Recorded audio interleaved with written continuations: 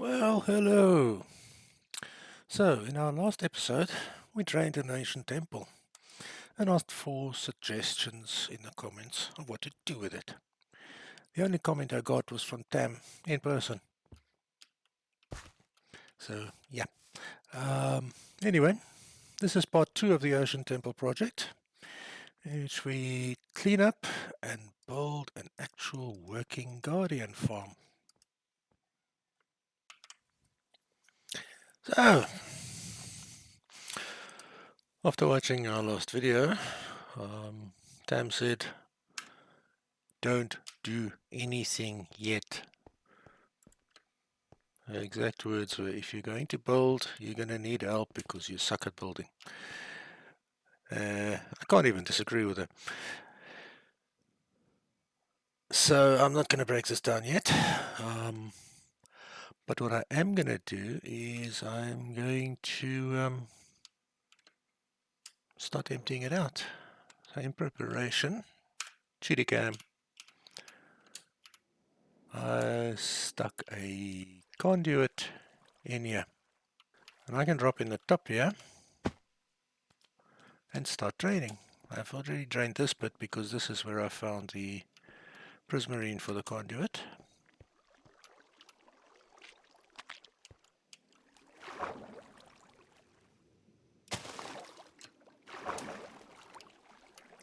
And then I'm going to start draining.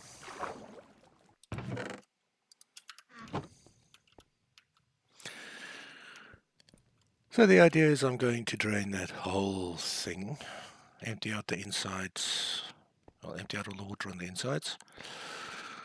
And then probably, because it's an absolute maze in there, probably hollow out the inside too. So that I've got a better idea of what I'm working with on the inside of the thing. So that would be a start. I've also had an interesting idea. So guardians spawn inside the boundaries of the temple, but in addition, glow squid spawn below Y level 30. So the way the guardian farm works is the guardians spawn in bubble columns. So they spawn where there's soul sand at the bottom of on the floor. So they get pushed up, and then there's some way that they get pushed across into a killing chamber. I'll probably use encased fans for that.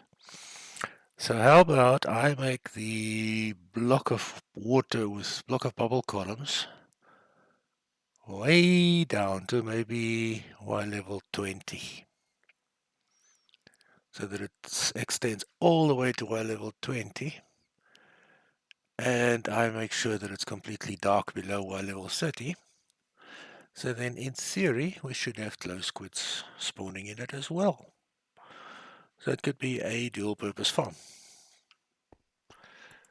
I think that might work. I'm not sure. I mean, glow squid spawning is a dark mystery. Nobody really understands how this stuff works. But we'll see. Maybe it'll work. Maybe I'll get glow squid, maybe I'll get glow ink as well as prismarine from this farm. Let's see what happens.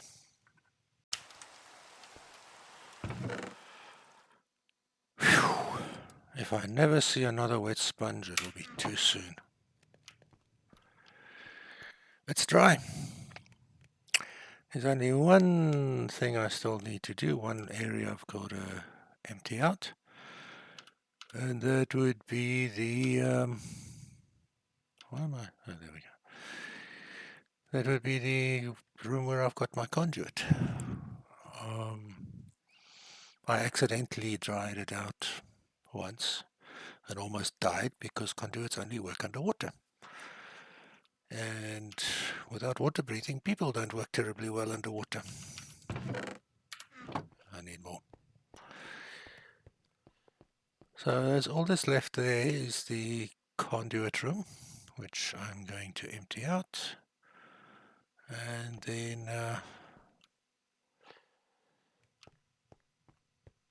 I think we'll be ready to start hollowing out the inside of this thing, which will have to be done very carefully because we don't want to knock out outside walls.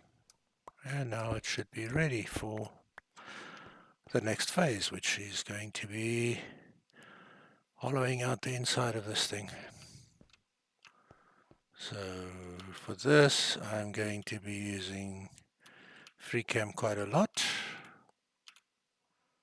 Okay, so that wall behind me is an outside wall. Good to know. So this is not outside.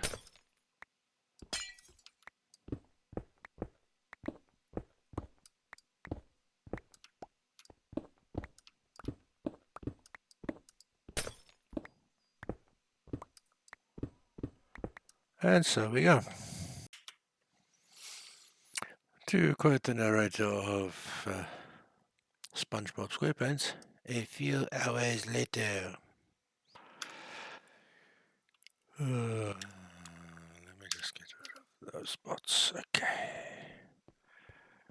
So I started a thing.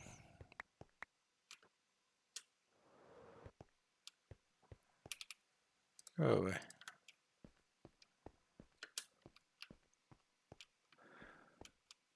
I emptied this out. I dried it and I took out all the insides. I also went down there and drained all the water I could find, all the water I could get to, and lit up all the holes to reduce spawns, but I see I missed some.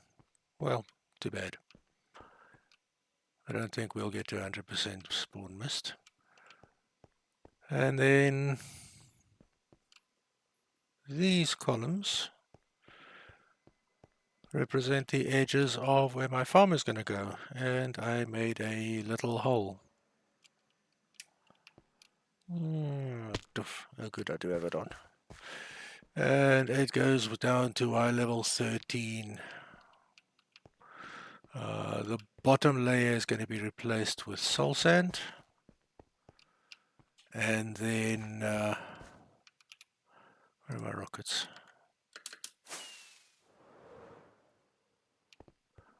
And then up here somewhere I'm going to put water sources, and then take one of my water breathing potions and go put a lot of kelp down at the soul sand level.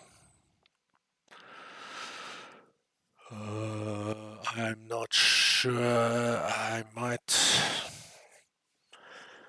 end up struggling a little bit because I might end up spending more than 8 minutes getting kelp planted and grown with bone meal for this entire area. But I do have a couple of water breathing potions, so I think I'll do that. But oops, that's not going to happen yet. I wonder what that was. Because what's going to happen here is I am going to, well, I'm going to need to actually design the farm. Progress update. So, my man Steve here looks a lot better than Jack Black, sorry. He's up in the sky in a little glass box. And down there is our ocean temple. Haven't done any nice building around it yet. But I think the farm is complete. So let's go take a look. There's also a slime chunk here, which is quite interesting. Ooh, look at all them guardians dying. So we're getting some resources. We're getting prismarine stuff. A couple of, now and then a stingray. We're getting some glow ink. So we're going to take a look at how I'm getting the glow ink, which is, it's not the most efficient way, but it is it's there. So let's go into FreeCam. We can take a look inside the farm. So a bunch of fans up here blowing in that direction. Did that low squid just go through the roof? No, it didn't. Okay. There's a bit of rubber banding, it's fine. And then we've got a big block of water here with bubble columns. It's all cell sand down there. These are all water sources with cell sand at the bottom, so the bubble columns push the guardians and stuff up into the wind blowing that way. Glow squid only spawn above rock, above stone. They don't spawn above soul sand. So I've got these couple of stone blocks here, which of course obviously then mean these aren't bubble columns. So the glow squid will spawn in here. And then I discovered sometimes the guardians will spawn in the columns that aren't bubbles. So I put these fans down here as well. A guardian will spawn and it'll slowly drop down. When it gets there, pop, it gets pushed into the bubble columns, and up it goes.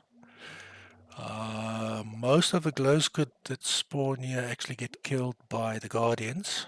If they don't get killed by the guardians, they will eventually either swim into the bubble columns, or they'll end up down here and get pushed into the bubble columns, and then they come up here and die. Or if they get killed by the guardian, then the ink will come up here and pop into the storage system. The storage system is, the collection system is these chutes with the bamboo spikes above them and the block next to them.